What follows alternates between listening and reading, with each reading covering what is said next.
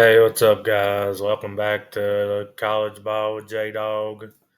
Today we're going to talk about these egregious college football 26 rankings for toughest places to play.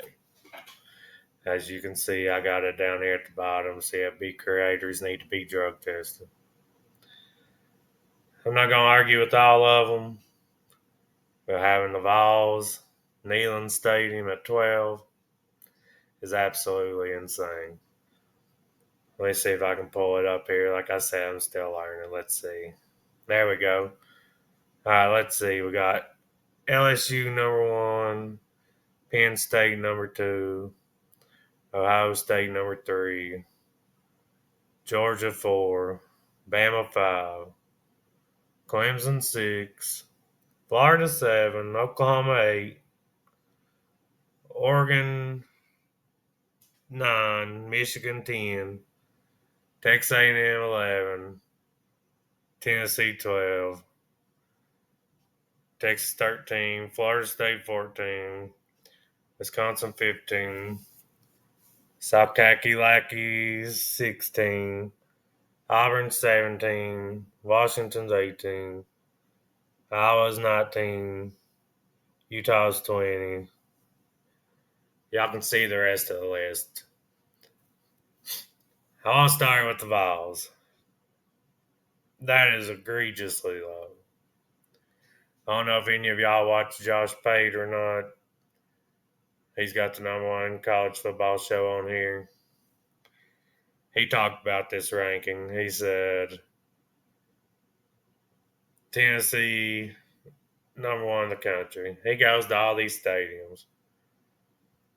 I've been to Neyland Stadium a few times. That's the only one I've been to, so obviously I'm a little biased. But there's no way that Georgia's above us or Bama's above us. Bama got too used to winning. It could be, but where they're so damn spoiled, they don't rock out like Neyland does. Even when we was down, from the time Former got fired to the time Heupel got hired, people hated to come play in Neyland. Everybody comes to Neyland and plays, says it's the loudest, craziest environment they've ever been in. LSU, I'd put at number two. Everybody's heard about LSU and not. Now, we did go down there and play Heupel's second year. Jumped out to a big lead, emptied the stadium by the end of the third, but it was a noon game. And the LSU fans are probably still hungover. Wasn't able to get up and get rowdy. Even if they did, we took them out of the game early. Penn State, I'd put Penn State up there, probably top five for sure. Their wide out environment. You ever watch the Penn State game on TV, you know they're loud. Now, Ohio State at number three is an absolute joke. Yeah, they whooped our ass in the playoff, but we invaded their stadium and won the most important game of the season. We went up there and completely took over their stadium. Georgia 4. The last time Georgia was really rocking to the point was when we went in there, Heupel's second year, so 2022. We had one loss. We was undefeated. They was undefeated.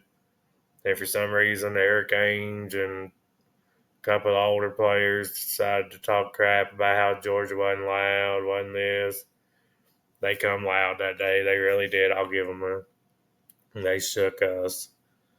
It's really, we just wasn't built to compete with them on the road, especially on lines of scrimmage at that time. It was Heupel's second year after losing almost 40 players to the transfer portal in his first season before he took over. Let's see, Clemson is 6. I'd say they're ranked probably pretty close. Ever since Dabo took over, it has become a tough place to play. Florida at 7. I'd say they're ranked in the right spot, maybe even a little higher for Tennessee fans because it's been, 03 since the last time we went down there and won. Casey Clausen was the quarterback, if that tells you anything. So it's been over 20 years since we won in the swamp. Hopefully we can change that this year. Oklahoma at 8. From what I seen, we went there and played last year, even with Hypo coming back, it being an emotional game. I mean, it was a tough place to play, obviously. The field was the worst part. So, yeah, if their field's like that all the time, then, yeah, it probably is a tough place to play. And no wonder they had so many players injured last year.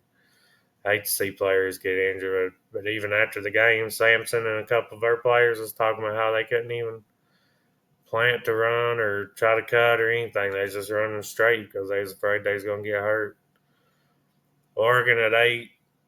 This might be unpopular with my SEC friends, but I think Oregon's ranked low. They should be top 5. I've seen some people that's went out there and they said their environment's just as good as about any environment you can go to. It's not the biggest stadium, but the fans are loud and the way it's set up, the noise comes down on you, decibels get high. Michigan at 10. I think that's a joke. I think they fit the second most people you can into a stadium, but they're not loud, and the way their stadium's built, it expands out too much. Not built up like Neyland Stadium is. They say it's really not that loud, even with all them people. Kyle Field, they fit a lot of people in there too, and I know they're pretty good school. They can get loud, so I'd say they're probably ranked right about where they should be. I'm not going to go through all these, y'all. I'm just going to go through a few, and then we'll switch to another topic here. Texas. I mean, I'm sure Texas is a hard place to play. They're good. So I might tell you, I don't know what the people at EA use to rank these places, but having us at 12, when almost anybody that's ever been there says it's the toughest place they've ever played. Not to mention the last 3 years, we lost one home game, and it was to Georgia. And when we lost to Georgia, they played for the national title that year. Might have won the national title, maybe. Yeah, they did. It's Stetson. No, it's Carson Beck. So, but they's top 2 or 3 team in the country, regardless. I can't quite remember right now. Florida State. I mean, I don't know. I don't think that crowd is really that crazy, and if they are, they definitely wasn't last year. After a 2-10 season, or they might have got 3 wins. I'm pretty sure it's 2-10 though. They even lost to Memphis. I try not to be too hard on teams because Tennessee was there not that long ago. I've never liked Florida State, so it does make you feel good when a team like that. The rest of these, I'm just going to go down and tell you teams I think might be rated too low. South Carolina at 16. I think that's way too low. South Carolina has a dang good home environment. They do the big entrance. It's pretty rowdy, and we went there and lost, even though the reason we lost wasn't because of their crowd. It was because they had our signals and stuff. Old Connor Stallions from Michigan sold them to them just in case Michigan lost to Ohio State so they could still get in the playoff. And y'all probably think that's a conspiracy. Like I said, I'll make a video on that after I learn some more stuff, so I'll have some facts to back it up. So let's see down through here. Husky Stadium, I think it should be a little higher, probably top 10. The 2 West Coast teams that should be in the top 10 would be Oregon and Washington. All the other West Coast teams, they just don't really care about football like we do out here down south, and even some of the northern teams, not quite like we do down south, really. I'd say about every SEC team should really be ranked in the top 25. Let's see. I think Mississippi State at 25. That's probably a little low. They got the cowbells, all that. It is a tough place to play, even if the team ain't that good. Then I think Michigan State being on there, they shouldn't even be on the list. Auburn, they're probably a little low. Besides that, the biggest egregious one on there is us being a 12. I mean, come on, EA. I'm obviously getting the game and I'll play it, but y'all need to put some respect on Neyland Stadium's name. All right, that was the main topic for the video. Now we're gonna I'm gonna try to get y'all involved. Last video had more views and likes and everything. I do want, if y'all are watching, please hit the like button, hit the subscribe button, and comment on the video. There's no comments on the last one. I'm trying to get y'all involved. I want to know what y'all want me to talk about. And I'm trying to find ways to get y'all involved. So this is going to be one I want y'all to comment on down in the comment section. I want to know who y'all's breakout players for the team will be this year. I'm going to go offense. I'm going to go Mike Matthews, probably be a breakout star on offense. 5-star redshirt freshman wide receiver. Didn't see the field much last year. We had a lot of veterans. Now we're going to be relying on some young guys. I think Mike Matthews really takes off. And I think Joey Aguilar is going to surprise some people. I've watched some film on him while he's at App State. The boy can sling it. He is prone to some turnovers. But Heupel's quarterbacks haven't really had turnover issues, so I'm sure Heupel can probably coach that out of him. But one thing I noticed when I watched Aguilar is that when he throws the deep ball, it's on the money. And that's the problem we had last year. In a lot of games, Nico overthrew the deep ball almost every single play. I think they said he completed like 17% of passes 15 yards or more down the field. And that really, in some games, we won the Alabama game. But if he connects on 3 or 4 of those wide open deep balls we had, we win that game easy. It's not even a nail biter at the end. Florida game, we had a couple of opportunities, blow that one open.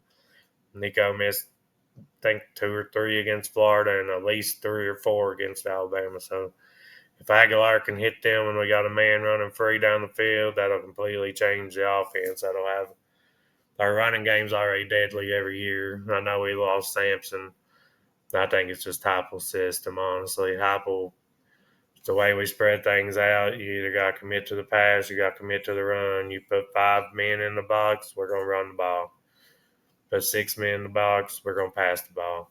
So if we can hit a few of them over top, it'll make them have to back up. We can run the ball even more effective than we already do, even though every year Heupel's been here, we've led the conference in rushing yards per game. So that could even make our offense even more deadly.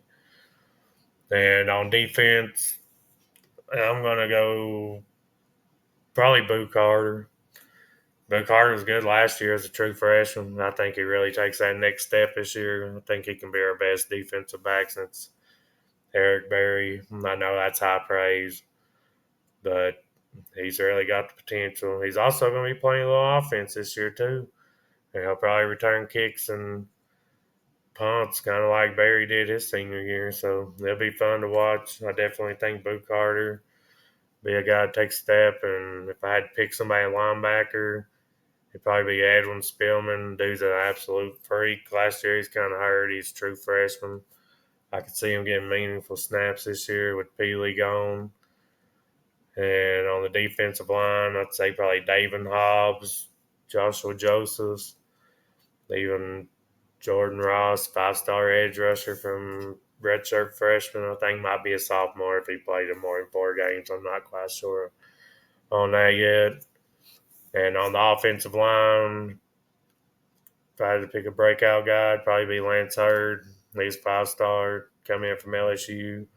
He stayed hurt last year. He kind of never really played like a 5-star, but I think he can this year. And I know he's healthy. We brought in a couple guys on the offensive line. We lost 4 of our 5 of our starters, but I really think the offensive line will be even better this year. We'll have 5-star freshman David Sanders on the right side, 5-star Lance Hurt on the left. We got 2 transfers, a guard, one from Notre Dame, one from Arizona. Then center, I think, probably going to be maybe Satterwhite, I think. Anyway, just y'all comment, let me know who y'all think will be breakout players on either side of the ball, or tell me if you disagree with me. Whatever, just something we can talk back and forth down there about. And like I said, y'all please work with me. I'm learning on the fly. I'm figuring out how we're gonna do these videos. And I want y'all to interact with me. So please like the video, please subscribe, and leave a comment. Tell me what you want to talk about or answering the questions I just asked you. Who you think will be breakout stars? How you think Joey Aguilar is going to play? Just let me know, and we will keep growing this page, hopefully, and turn it into something and make a man's dream come true. I appreciate y'all for watching. Please comment, like, subscribe, and I'll catch y'all on the next one. Y'all have a good one. Thank you.